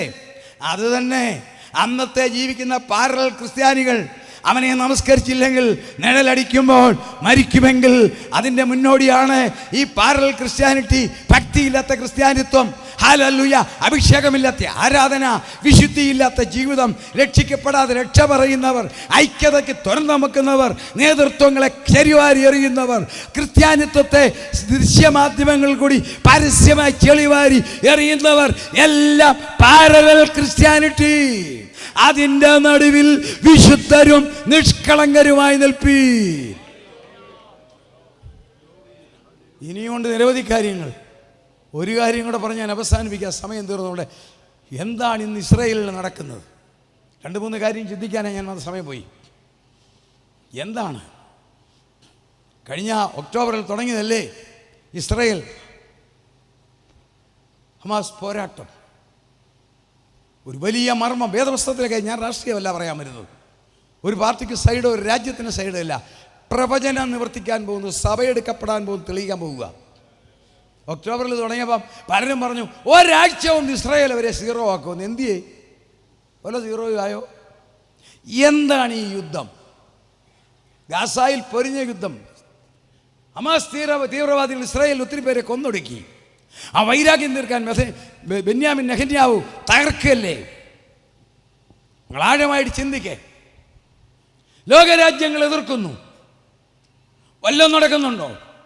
എന്താണ്? 5 ജാതികളുടെ പരിപാടിയാണ്. ആരാണ് ഇസ്രായേൽ?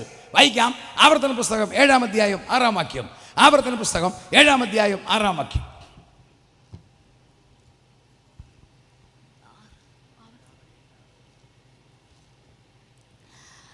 നിന്റെ ദൈവമായ യഹോവയ്ക്ക് നീ ഒരു വിശുദ്ധ ജനമാകുന്നു. ഒന്ന് ഇസ്രായേൽ ആരാന്ന് കേട്ടോണം. നിന്റെ ദൈവമായ യഹോവയ്ക്ക് നീ, ഞാൻ 5 ജാതികളെ കുറിച്ച് പറയാനാ. നിന്റെ ദൈവമായ യഹോവയ്ക്ക് നീ ഒരു വിശുദ്ധ ജനം. അടുത്തത്, ഭൂതലത്തിലുള്ള സകല ജാതികളിലും വെച്ച് നിന്നെ തനിക്ക് സ്വന്തം ജനമായിരിക്കേണ്ടതിന് നിന്റെ ദൈവമായ യഹോവ തിരഞ്ഞെടുത്തിരിക്കുന്നു. Selected nations by God. Israel. 2, ആരാണ് ഇശ്മായേല്യർ? വായിക്കാം. ഉൽപ്പത്തി 16:10. ഉൽപ്പത്തി 16:10. ഇശ്മായേല്യരാരാണ്? രണ്ടാമത്തെ കൂട്ടരെ. ഇശ്മായേല്യരാരാ?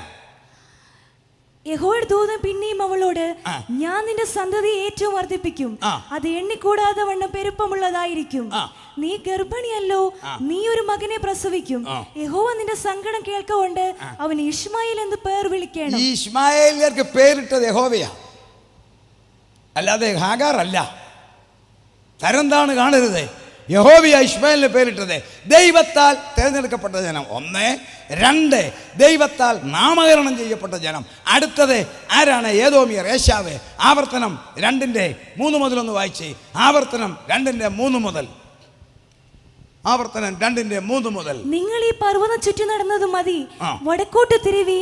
നീ ജനത്തോട് കൽപ്പിക്കേണ്ട എന്തെന്നാൽ, സേരിൽ കൂടിയിരിക്കുന്ന ഏശാവിന്റെ മക്കളായ നിങ്ങളുടെ സഹോദരന്മാരുടെ അതിരിൽ കൂടി നിങ്ങൾ കടപ്പാൻ പോകുന്നു. അവർ നിങ്ങളെ പേടിക്കും. ആകയാൽ ഏറ്റവും സൂക്ഷിച്ചു കൊള്ളേണം. നിങ്ങൾ അവരോട് പടയെടുക്കരുത്, അവരെ തൊട്ടുപോകരുത്, വെള്ളം പോലും കോരി കുടിക്കരുത്. പണം കൊടുത്തോളം, സമയമില്ലാത്തതുകൊണ്ടാ. അവരുടെ മതി, വേണ്ട മോളെ. എല്ലാവർക്കും അറിയാം, ഇസ്രായേൽ യഹോവയാൽ തിരഞ്ഞെടുക്കപ്പെട്ടവർ, ഇസ്മായേല്യർ യഹോവയാൽ നാമകരണം ചെയ്യപ്പെട്ടവർ, ഏദോമ്യർ ജ്യേഷ്ഠാവകാശം നഷ്ടപ്പെടുത്തിയെങ്കിലും ദൈവ കരുണയോടെ വീക്ഷിക്കുന്നവർ. 4 കനാന്റെ മക്കൾ കനാന്യർ. ഉൽപ്പത്തി 10:19. ഉൽപ്പത്തി 10:19. കനാന്യരുടെ അതിർ സീദോൻ തുടങ്ങി ഗെരാർ വഴിയായി പലസ്തീനെ കനാൻ നാടെന്ന് പറയുന്നതിന്റെ കാര്യം എന്നാണെന്നറിയാവോ? ഇത് ഒറിജിനൽ കനാൻകാരുടെ ആയിരുന്നു, കനാന്യരുടേതാ, ഇവരുടേതല്ല. ദൈവം കൊടുത്തതാ. ഇനിയാണ് ചരിത്രം. ഉൽപ്പത്തി 10:6 ഒന്ന് വായിച്ചേ വേഗം.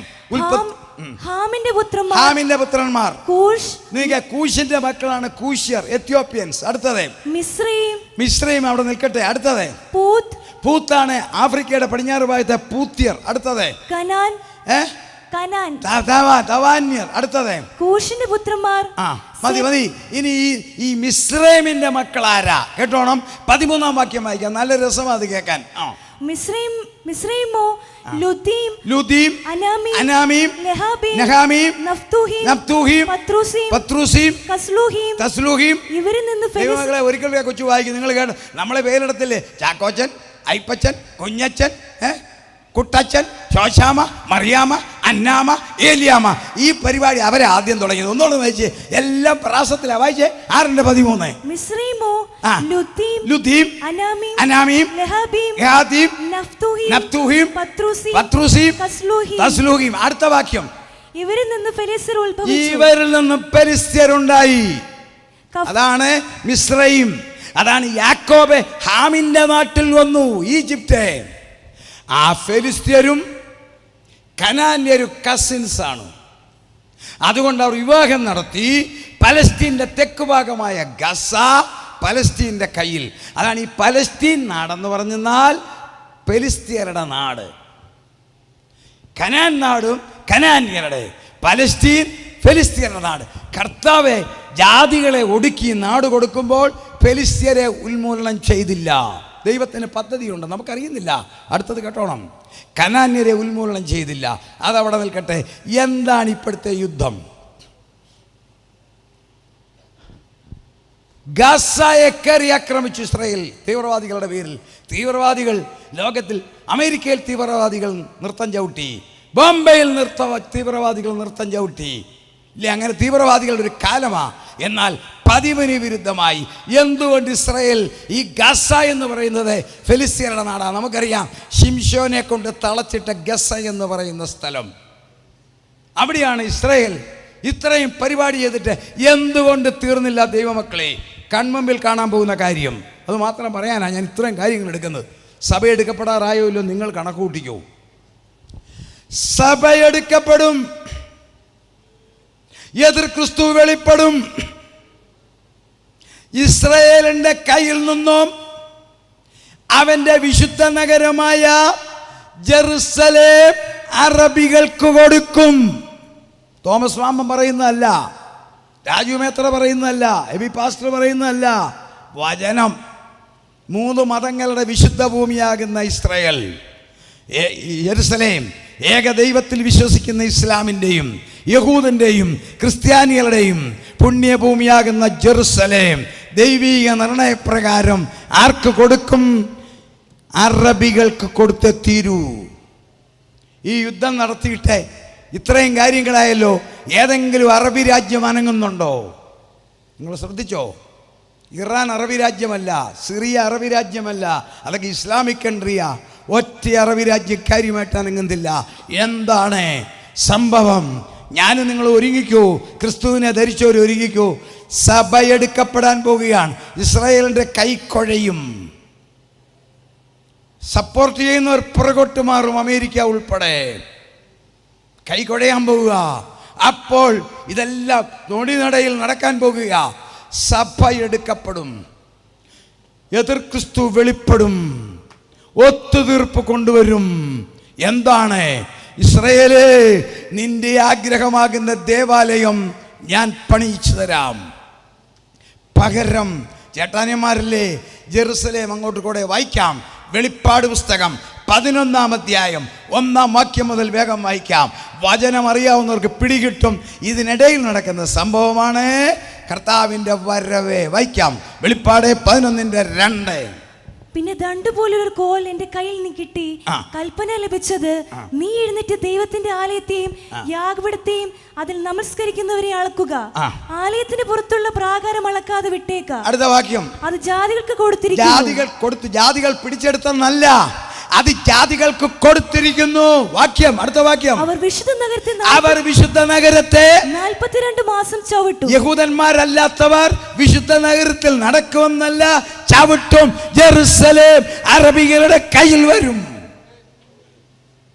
അപ്പോൾ അലക്സ ദേവാലയത്തിന്റെ പടിഞ്ഞാറ് വശത്തെ യഹൂദന്റെ ദേവാലയം ഉയരും. ആ ദേവാലയമാണ് 2 തെസ്സലോനിയ 2:4 കാണുന്നത്. അവൻ ദേവാലയത്തിൽ ഇരിക്കും. കാരണം അവനായിരിക്കും മുൻകൈ എടുക്കുന്നത് ദേവാലയം പണിയുവാൻ. അങ്ങനെ പണിയണമെങ്കിൽ ഒരു ദേവാലയം ഇവിടെ ഉണ്ട്, അത് മാറാതെ ആ ദേവാലയം എടുക്കാനൊക്കത്തില്ല. ആ ദേവാലയമാണ് സഭയെന്ന് പറയുന്ന ദേവാലയം. എഫേസ്യർ ലേഖനത്തിലെ 5 മർമ്മങ്ങൾ: 1, സഭ ക്രിസ്തുവിന്റെ ശരീരം; 2, സഭ ക്രിസ്തുവിന്റെ മന്ദിരം; 3, സഭ ക്രിസ്തുവിന്റെ മർമ്മം; 4, സഭ ക്രിസ്തുവിന്റെ കാന്ത; 5, സഭ ക്രിസ്തുവിന്റെ പോർക്കളം. അതിൽ കാന്തയായ സഭ എടുക്കപ്പെടാതെ, ആ ദേവാലയം എടുക്കപ്പെടാതെ ഒരു ദേവാലയം ഇവിടെ വരത്തില്ല. ഈ തലമുറ കർത്താവിന്റെ വരവിന്റെ തലമുറ. ആകാശ ലക്ഷണങ്ങളെ കുറിച്ച് ഞാൻ പറയുന്നില്ല. ശാസ്ത്രജ്ഞന്മാർക്ക് അതിശയം. പ്രപഞ്ചത്തിൻ്റെ വടക്കു ഭാഗത്തു നിന്നും ഒരു പ്രത്യേക തരത്തിലുള്ള തരംഗം, ഏത് ശക്തിയെയും ആഗീരണം ചെയ്യാനുള്ള ഒരു തരംഗം വരുമ്പോൾ ഓർത്തുകൊള്ളുക, ഉത്തരഗിരിയായ സിയോൻ പർവ്വതം ഉയരം കൊണ്ട് മനോഹരവും സർവഭൂമിയുടെയും ആനന്ദം. ദൈവമക്കളെ, സഭ എടുക്കപ്പെടാൻ പോകുന്നു. പാരലൽ ക്രിസ്ത്യാനിറ്റി ശരിക്കു വിലസുന്നു. എന്തിന്? ഒരുവൻ വരാൻ പോകുന്നു, അവനെ നമസ്കരിക്കാൻ. അതിൻ്റെ റിഹേഴ്സൽ നടന്നില്ലേ? ഞാൻ മുമ്പേ പറഞ്ഞ പരിപാടി, അതെ, എതിർ ക്രിസ്തു വരുന്നതിൻ്റെ റിഹേഴ്സൽ നടന്നെങ്കിൽ അവനെ ആരാധിക്കുന്ന ഒരു കൂട്ടർ വരും. അപ്പോൾ ഇവിടെ ശതാബ്ദി ഘോഷിക്കുന്നവരും ഈ പ്രഭാഷണം കേൾക്കുന്നവരും ഓർത്തുകൊള്ളുക, ഏത് സമയത്തും കർത്താവ് വരാം. ഭൂമിയുടെ ഗ്രാവിറ്റി മാറുന്നു. ഇന്ന് വരെ ഉണ്ടാകാത്തൊരു സംഭവമാണ്. ഇതിനകത്തെ ജിയോ മാഗ്നറ്റിസം 1600 കിലോമീറ്ററിൽ ഭൂമി കറങ്ങുന്നത് കൊണ്ടാണ് ജിയോ മാഗ്നറ്റിസം. ഇതിന് വ്യത്യാസം വന്നെങ്കിൽ സകലതും തീരാൻ പോകുകയാണ്. അപ്പോൾ കർത്താവ് വെളിപ്പെടാൻ പോവുക.